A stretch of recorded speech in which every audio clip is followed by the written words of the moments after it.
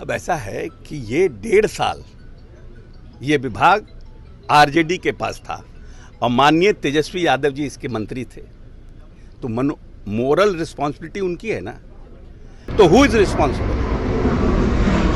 जिम्मेवारी 20 दिन वाले का है, पार्टी का, कि जिम्मेदारी जिसके 1.5 साल जिसके पास विभाग था उसका है? आप ही बताइए। कल समीक्षा बैठक हुई है सर, क्या कुछ उसमें फैसले लिए गए? पुल के मेंटेनेंस की पॉलिसी लाने के लिए माननीय नेता ने कहा है कि जो पुल एमपी लेड के भी हैं, जो पुल डिफरेंट हैं, उसके लिए, और पथ निर्माण विभाग के माननीय जो प्रधान एसीएस हैं ग्रामीण कार्य के, पथ निर्माण के चीफ सेक्रेटरी को, सब लोगों को बुला करके माननीय नेता ने कहा है कि पुल के मेंटेनेंस की पॉलिसी लाया जाए और पुल का रेगुलर मेंटेनेंस किया जाए। कि कभी कभी क्या होता है कि लोग गाद निकालने में या फिर कभी कुछ ऐसी घटना हो जाती है जिससे पुराना पुल जो है ध्वस्त हो जाता है। बहुत से पुल ऐसे हैं जो एमपी लेड से बने हुए हैं, कोई एमएलए लेड से बने हुए हैं। उन पुल की स्थिति क्या है, आज से 15 साल पहले पुल बना, उसके मेंटेनेंस का क्या है, अगर नहीं है मेंटेनेंस, अनदर 2 साल 3 साल में उसकी लाइफ ख़राब हो रही है, तो वहाँ पर फिर से एक नया पुल देने के लिए प्लान कर रहे हैं। और सरकार जो मुख्यमंत्री सेतु योजना जो थी वो हम लोगों ने 2016 से बंद कर दिया था, उस फिर से फेज़ 2 को शुरू करने पर भी विचार विमर्श चल रहा है। हम समझते हैं बहुत जल्दी इस पर निर्णय होगा। जो ठेकेदार मिट्टी काट रहे हैं, ग्रामीण कह रहे हैं कि मिट्टी काट के बेच दिया जा रहा है, उन लोगों के लिए क्या एक्शन? नहीं, देखिए ऐसा है कि मिट्टी काटने के ऊपर तो पहले सरकार ने निर्णय किया था, लेकिन फिर हो गया कि जो लोग अपने खेत का भी मिट्टी काट रहे हैं उन लोगों का भी इशू हो गया था। लेकिन उसके ऊपर एक पॉलिसीज जल्दी बन रही है कि पुल के आसपास के कैसे मरम्मती करना है, कैसे मेंटेनेंस करना है, कैसे उसको भविष्य में ठीक से रखना है, उस पर माननीय उच्च स्तरीय बैठक हुई और उस पर निर्णय हो रहा है। 24 घंटे में 6 पुल गिरे हैं, अब तक के 12 पुल गिर चुके हैं। देखिए ऐसा है कि 2 पुल जो आपके किशनगंज में गिरे थे वो, और एक अररिया में गिरा है, जो बड़ा पुल का काम हो रहा था, उसके नदी का रूट चेंज कर गया था, तो उस पर और स्पैन बनाने थे।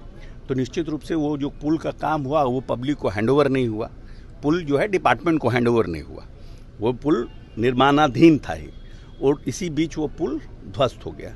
लेकिन उसमें कहीं ना कहीं विभाग का संलिप्तता है, जो लोग काम कर रहे थे उनकी संलिप्तता प्राइमा फेसी हम लोग मान रहे हैं, और उसमें हम लोगों ने 3 इंजीनियर को निलंबित कर दिया, और जो ठेकेदार जिस पे काम कर रहे थे उस ठेकेदार के ऊपर भी एफआईआर दर्ज करने का निर्णय हुआ है, सरकारी धन के दुरुपयोग का। ब्लैक लिस्टेड भी होंगे ठेकेदार? जब एफआईआर होगा तो ब्लैक लिस्टेड तो छोटा काम हो गया ना।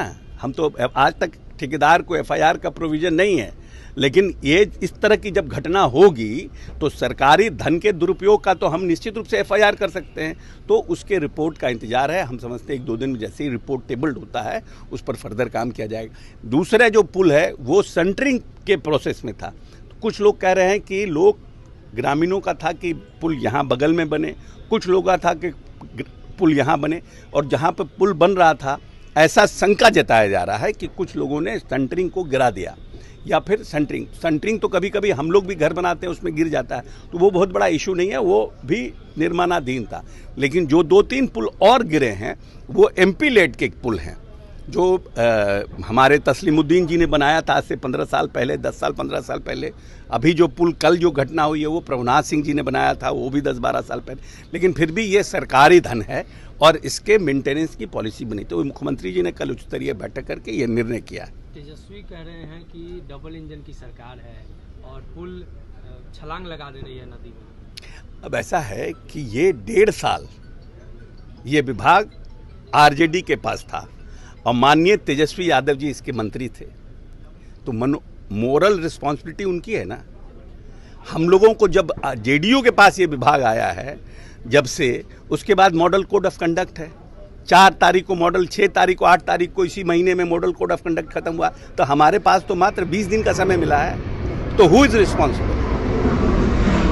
जिम्मेवारी 20 दिन वाले का है, पार्टी का, कि जिम्मेदारी जिसके 1.5 साल जिसके पास विभाग था उसका है? आप ही बताइए।